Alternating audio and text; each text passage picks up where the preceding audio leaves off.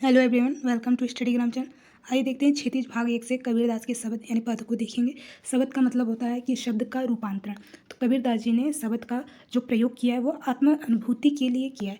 तो आइए जानते हैं जो कबीरदास के शब्द है यानी पद को, उसको पढ़ेंगे और उसके जो भावार्थ है यानी व्याख्या को भी स्पष्ट करेंगे। तो आइए पढ़ते हैं कि मोह को कहाँ ढूंढे बंदे, मैं तो तेरे पास में। क्या कहते हैं कबीरदास जी कि जो है मनुष्य जो है ईश्वर को खोजने के लिए चारों तरफ भटकता है, क्योंकि ईश्वर का तो मानना है कि वह चारों ओर है। उसे क्या करना, खोजने या ढूंढने की आवश्यकता नहीं है, क्योंकि ईश्वर का मानना है कि वह चारों ओर है। तो ईश्वर कहते हैं कि हे मनुष्य, तुम मुझे कहाँ खोजते फिर रहे हो, यानी तुम मुझे कहाँ ढूंढते फिर हो। मैं तो तुम्हारे साथ ही हूँ, मैं तो तुम्हारे पास ही हूँ, अर्थात मैं तुम्हारे अंतर आत्मा में हूँ। ना मैं देवल, ना मैं मस्जिद, ना काबे कैलाश में।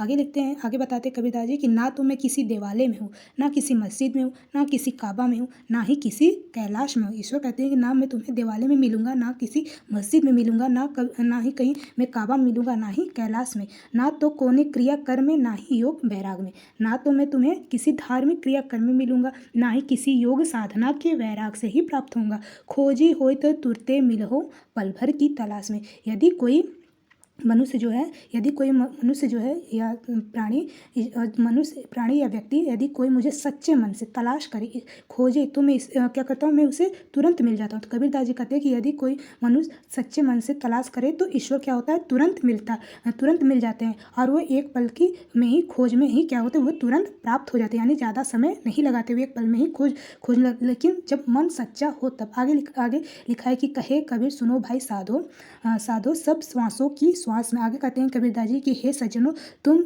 यह जान लो कि ईश्वर तो क्या है, हर प्राणी के श्वास में बसते हैं, हर प्राणी के श्वास में रहते हैं, और उन्हें जो है बाहर खोजने की आवश्यकता नहीं है। तो कबीरदास जी कहते हैं कि हे सज्जनों, हे संतों, तुम ये बात जो है अच्छे से जान लो कि ईश्वर जो है हर प्राणी के श्वास पे रहता है, और उन्हें कहीं तुम्हें बाहर खोजने की आवश्यकता नहीं है। आगे देखते हैं जो दूसरा पद है कि संतो भाई आई ज्ञान की आंधी रे।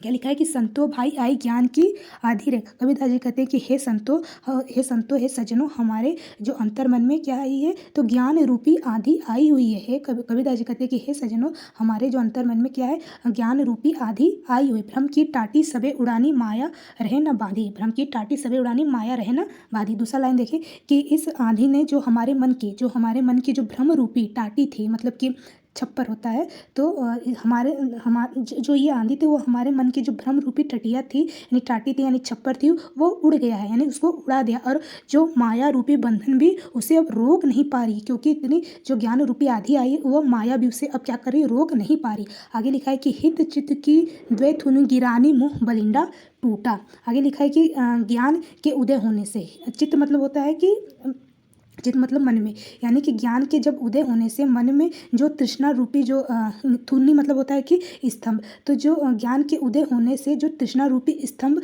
खड़ा था वह भी जो है ज्ञान रूपी आंधी से जो है छप्पर की मजबूत लकड़ी भी टूट गई है। बलिंडा मतलब होता है छप्पर, जो छप्पर की जो मजबूत लकड़ी थी वह भी टूट गई। कैसे टूट गई, तो ज्ञान रूपी आंधी से जो मोह रूपी जो हमने मोह पाल रखे, मोह माया संसार में पाल रखे, वह छप्पर भी जो है मजबूत की लकड़ी थी वह भी क्या है, टूट गया है। किसके कारण टूट गया, तो ज्ञान रूपी आंधी से। तो ज्ञान के उदय होने से जो हमारे मन में जो तृष्णा रूपी यानी जो लालच भरा है, जो लालच स्तंभ यानी मजबूती से खड़ा था, वह भी ज्ञान की आंधी आने से, ज्ञान रूपी आंधी आने से मुंह में जो हमारी मुंह रूपी जो छप्पर की मजबूत लकड़ी थी वह भी क्या हो गया, टूट गया। आगे देखते हैं कि तृष्णा छानी परिधर उपारी, कुबदी का भांडा फूटा।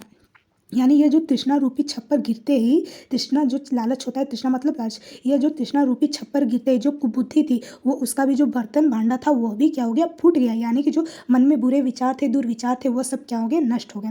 जोग जुगती करो संतो बांधे, निर्चु चुए न पाड़ी। क्योंकि इस बार जो है क्या हुआ है, तो इस बार जो है संतोष रूपी छप्पर को हमने अच्छे से क्या कर लिया, बांध लिया, हमने संतोष रख लिया है। पहले हमारे मन में लालच था, अब हमने क्या कर लिया, इस बार हमने संतोष रूपी छप्पर को अच्छे से बांध लिया है। निर्चु चुए न पानी, अब वर्षा का एक थोड़ा, निर्चु मतलब थोड़ा सा, यानी अब वर्षा का थोड़ा सा बूंद भी अब नहीं टपक सकता, क्योंकि हमने जो है संतोष रूपी छप्पर को अच्छे से बांध लिया। आगे देखते हैं कि कूड़ा कपट काया का निकस्या, हरि की गति जब जाड़ी। और क्या हुआ है कि जो कूड़ा करकट था, जो मन में कूड़ा करकट था यानी दुर्गुण था, मन में जो बुरे व्यवहार थे, मन में बुरे विचार थे, मन का जो कूड़ा करकट था वह भी साफ हो गया। जब से क्या हुआ है, जब से प्रभु को, ईश्वर को, हरि को जान लिया, तब से जो मन का कूड़ा करकट था वो क्या हो गया, साफ हो गया, दुर्गुण साफ हो गया। आगे देखते हैं कि आंधी पीछे जो जल बूठा, प्रेम हरिजन भीना।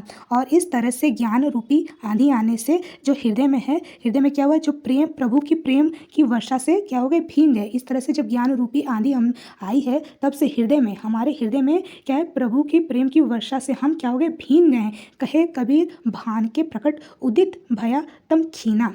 यानी कि आगे कबीरदास जी कहते हैं कि ज्ञान रूपी, भान मतलब होता है कि सूर्य, तो कबीरदास जी कहते हैं जो ज्ञान रूपी सूर्य के उदय से, सूर्य के उदय होने से जो अज्ञान रूपी अंधेरा था, अंधकार था, वो क्या हो गया, खीना मतलब क्षीण हो गया, यानी कि नष्ट हो गया।